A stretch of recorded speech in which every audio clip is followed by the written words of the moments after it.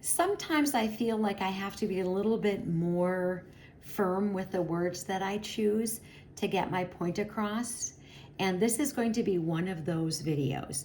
So again, back to the Hail, Hades, Sheol, and Gehenna videos, the statement was made that Adam did not die, which of course would make God a liar because God says he did die.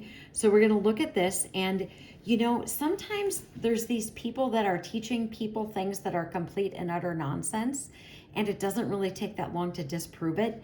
So I'm going to show you in the scripture, because I'm so passionate about this, and I don't like it that people just believe everything they hear, or they listen to somebody on the internet and somebody says Adam didn't die because he didn't die that day. That's where we're going to go with all of this. It's not that complicated.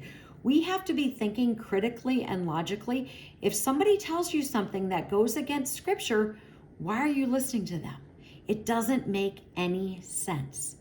And because we just don't have any ability to think logically or think reasonably or have clear and concise thoughts, we get roped into this kind of crazy. So the person quoted, and I quoted it and put it in green, Adam did not die.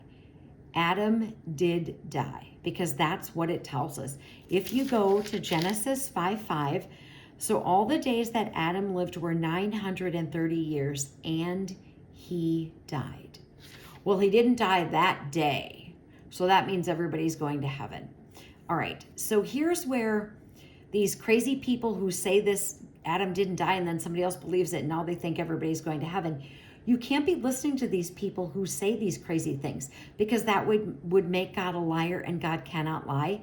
So to this person who thinks that Adam didn't die because he didn't die that day, I'm going to show you, listen, my videos are 5 minutes. I am not a person who's been to seminary, or cemetery, I should say. I'm just a person who went on a journey for truth and can look at the scriptures and can logically argue for what I believe. So here's the verse. In Genesis 2, verse 17, it says this, "But of the tree of the knowledge of good and evil you shall not eat, for in the day that you eat of it you shall surely die." So now this person thinks, well, Adam didn't die and everybody's going to heaven. But we know Adam did die. So here's the easy way to just kind of disprove this stuff. And I feel bad that people listen to these crazy people who don't make sense, because this person now thinks Adam didn't die because he didn't die that day, and they're not understanding. And here's where we're going to go. And we got 2 minutes and we can absolutely do this.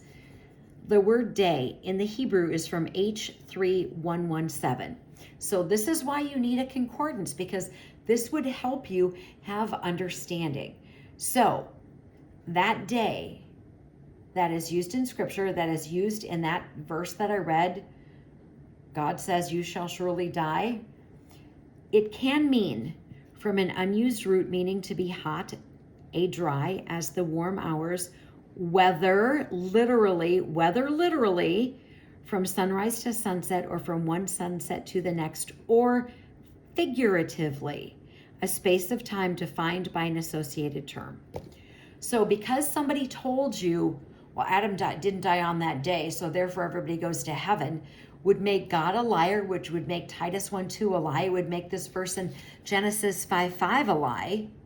This term day can mean sunrise to sunset, which would be literally or figuratively. It's not that hard, people.